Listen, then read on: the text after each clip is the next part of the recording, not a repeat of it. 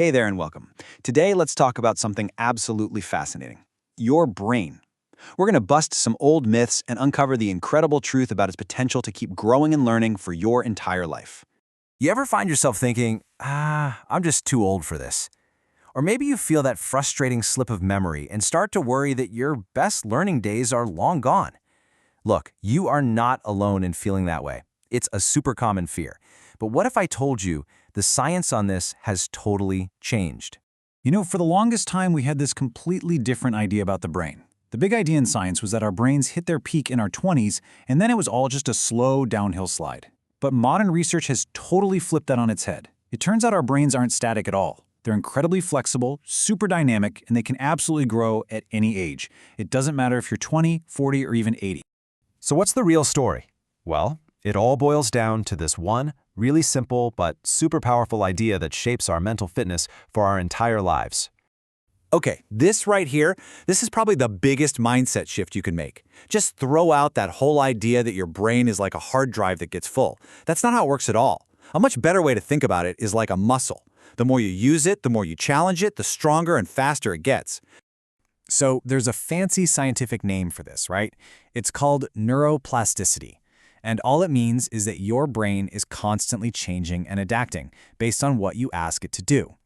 Every single time you learn something new or figure out a puzzle, your brain cells are literally building new roads, new connections. You are physically rebuilding your brain every single day. And look, this isn't just some nice-to-know fact. There's a real urgency here. Dr. Walter of the American Geriatric Society, he put it pretty bluntly. Letting your mind become inactive could be a direct path toward cognitive decline. So the choice to just coast, well, it can have some pretty serious consequences. And this all leads us to this super important rule: use it or lose it. It's so simple. Think about it like your biceps. If you stop lifting weights, they get weaker. And honestly, it's even more true for your brain. If you don't challenge your mental skills, they will fade over time. Now, this is where things get really empowering. What this means is that the thing holding most people back isn't some built-in limit on brain power. The real problem is often just not using the incredible abilities we all have. You already have the engine. You just got to turn the key. Okay, so enough with the theory, right? Let's look at some real-world proof that is just, wow, truly inspiring. History is packed with brilliant people who are living proof of this use it or lose it rule. Let's take a look at some of the giants from the Islamic Golden Age. You've got Imam al-Shafi'i, whose work was so important it shaped Islamic law for centuries, and he just kept going. Then there's Ibn Khaldun, who actually wrote his absolute masterpiece, the Muqaddimah, later in life. And then there's the legendary Ibn Sina, the great physician who was writing and contributing right up to the end. And this isn't limited to one time or place. It's totally universal. You see it with the scholar al-Biruni. The story goes he was literally working on a tough science problem on his deathbed. Talk about pushing your mind to the very end. You see it with Albert Einstein, who never stopped his deep thinking. And you even see it in modern thinkers like Dr. Mustafa Mahmoud, whose mind was just as sharp and curious his whole life. So what's the one thing that connects all these incredible people? It wasn't just that they were born geniuses. Simple. They never, ever retired their brains. They were lifelong learners who were always looking for the next challenge. Okay, so this is all amazing stuff, but how do we actually do this? How do we apply it in our own lives? Well, that brings us to a really simple plan you can start pretty much today. It really boils down to a super simple two-step formula. First part, fuel your hardware. Give your brain the best energy you can with natural, whole foods. Second part, run the software. Make a commitment to actively learn something, anything, every single day. Seriously, that's it. We're not talking about a complicated list of 100 things you have to do. It's just two things to focus on: nourish your brain and challenge your brain. That's the recipe.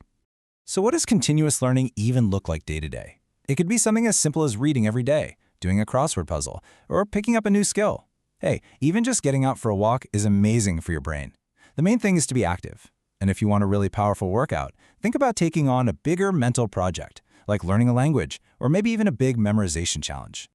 And a really powerful example of a project like this is memorizing the Holy Quran. People often talk about this as being the ultimate brain training, a kind of mental marathon. So why is this such a good workout for the brain?